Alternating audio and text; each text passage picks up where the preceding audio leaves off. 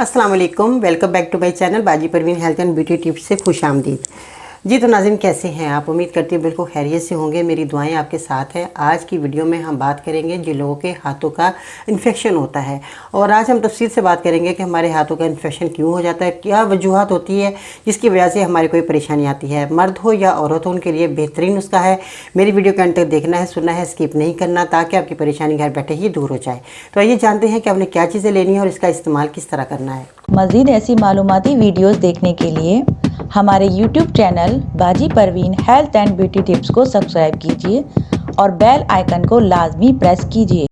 जी हाँ, आज हम हाथों के इन्फेक्शन के बारे में बात कर रहे थे। तो इसमें बहुत ज़्यादा जिन लोगों की एलर्जी होती है, ख़ारिश हो जाती है। ख़ारिश होने के बाद आपके हाथों पे जैसे आप बहुत ज़्यादा आपने ख़ारिश कर ली तो उसमें जो है बहुत ज़्यादा खून निकलना शुरू हो जाता है और बहुत ज़्यादा आपके ज़ख़म होना शुरू हो जाते हैं।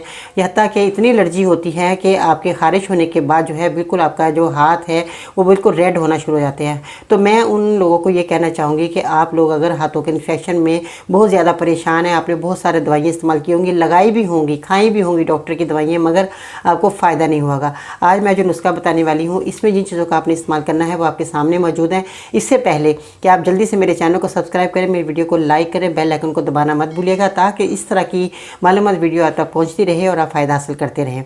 तो इसमें जिन चीज़ों का आपने इस्तेमाल करना है उनको बताने से पहले मैं आपको ये भी कहना चाहूँगी कि वो लोग जो हैं अपने हाथों पे दस्ताने पहनकर काम किया करें। और अगर आपके पास दस्ताने नहीं मौजूद तो आप कोई भी शॉपर घर के अंदर मौजूद है तो जैसे जिसमें सौदा सलफ आता है वो अपने हाथों पर पहन कर और यहाँ पर आप गिरा बांध लें। और इस तरह गिरा बांधने के बाद फिर आप जो है अपने बर्तन धोएँ या आप कपड़े धोएँ।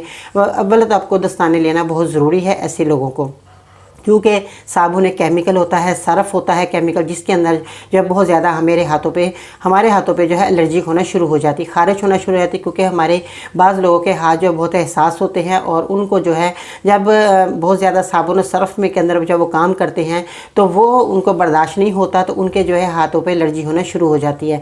किसी के हाथों पर इतनी ज़्यादा खुजली होती है कि हाथ जो है बिल्कुल सफ़ेद जो है खाल उतरना शुरू हो जाती है हाथों के ऊपर, या यहाँ पर बहुत ज़्यादा जो है दांत की तरह जो है निशानात पड़ने शुरू हो जाते हैं।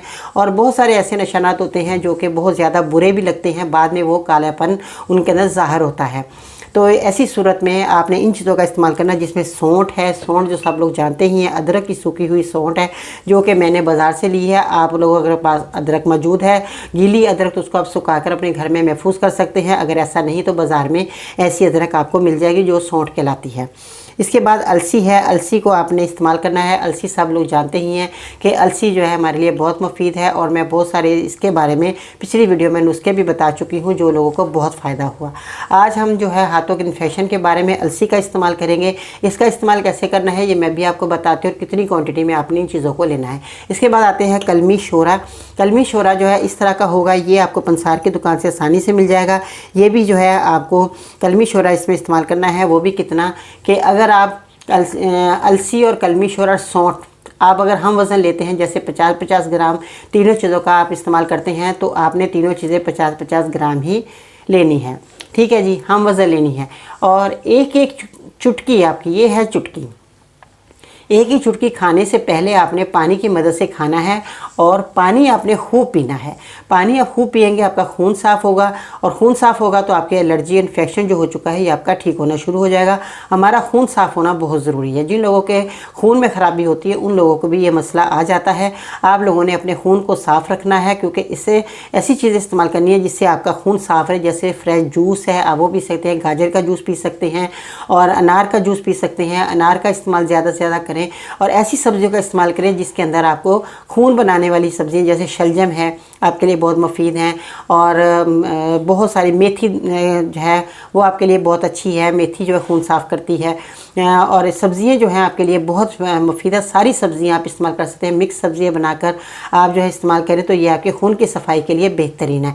तो इन चीज़ों का आप इस्तेमाल करें तो आप इंशाल्लाह ताला इस हाथों के इन्फेक्शन से महफूज रहेंगे। जिस तरह मैंने आपको परहेज़ बताया कि आप दस्ताने पहनकर काम करें, और ऐसा साबुन सर्फ इस्तेमाल ना करें जो सस्ता होता है, वो भी आपके हाथों को नुकसान दे सकता है। आपने महंगा अच्छा जो है साबुन इस्तेमाल करें जिससे जो है आपको परेशानी ना आए। जिस तरह बहुत ज़्यादा लोग जो कहते हैं कि चलो जी पैसों की बचत हो जाए, हम जो है 2 रुपये कम वाला साबुन इस्तेमाल करें तो आपके हाथों को कितना नुकसान दे रहा है वो, और आपको कितनी दवाइयाँ इस्तेमाल करनी पड़ रही थी। इससे बेहतर है कि आप अच्छे कंपनी का साबुन इस्तेमाल कर लें, अच्छी कंपनी का सर्फ इस्तेमाल कर लें, तो आपको जो है ऐसी बीमारी से आप महफूज रहेंगे। तो खाने के लिए अब आपने, जैसे मैंने बताया कि तीनों चीज़ों का आपने अच्छे तरीके से घर में लाकर पाउडर बनाना है। पिसी हुई आपने हर चीज़ जो है कोई बाज़ार से नहीं लेनी, ठीक है जी। शर्त ये है कि आपने घर में लाकर इन चीज़ों को साफ़ सुथरा करने के बाद आपने इसका पाउडर बनाना है। पाउडर बनाने के बाद आपने एक एक चुटकी, यानी कि खाने से पहले और पानी से आपने खाना है। सादा पानी हो, ना नीम गर्म पानी हो, ना ठंडा पानी हो, सादा पानी बिल्कुल आपने इस्तेमाल करना है। और आपने खाना खाने के बाद पानी नहीं पीना है। बाज़ लोग खाना खाने के बाद पानी पीते हैं तो वो हमारा खाना हमें लगता नहीं है, बल्कि हमारा पेट का निज़ाम ख़राब होना शुरू हो जाता है। जब पेट का निज़ाम ख़राब होता है तो फिर हमारे को बहुत सारी बीमारियाँ घेर लेती हैं। तो आपने ऐसा हरगिज़ नहीं करना। मेरी इन बातों पर अगर आप अमल करेंगे तो आप ज़रूर बहुत सारी बीमारियों से महफूज रहेंगे। वॉक ज़रूर किया करें। वॉक करने से हमारी बहुत सारी बीमारियां दूर होती हैं। वॉक जो नहीं करते वो लोग भी बहुत सारी बीमारियों को जो है जन्म ले लेती हैं, बहुत सारी बीमारियां हमारे अंदर। तो हम जो है परेशान हो जाते हैं कि अब हम क्या करें। तो अब आपने क्या करना है, जल्दी से मेरे चैनल को सब्सक्राइब करें, वीडियो को लाइक करें, बेल आइकन को दबाना मत भूलिएगा, ताकि आपकी परेशानियाँ घर बैठे ही दूर हो जाए। मेरी दुआएँ आपके साथ हैं। मैं चाहती हूँ कि जितने भी मेरे पास मुफीद कारआमद नुस्खे हैं मैं आप तक पहुँचाती रहूँ और आप मुफीद फ़ायदा हासिल करते रहें। चलते चलते एक बात भी आप सुनते जाए, अच्छी बात है वो भी। जिस शख्स के दुश्मन ना हो वो सब दोस्त हों, उस जैसा मुनाफिक कोई नहीं, क्योंकि दुश्मन उसके होते हैं जो हक की बात करता है। अपना ख्याल रखिएगा। इसके साथ ही बाजी परवीन को इजाज़त दीजिएगा। अल्लाह हाफिज़।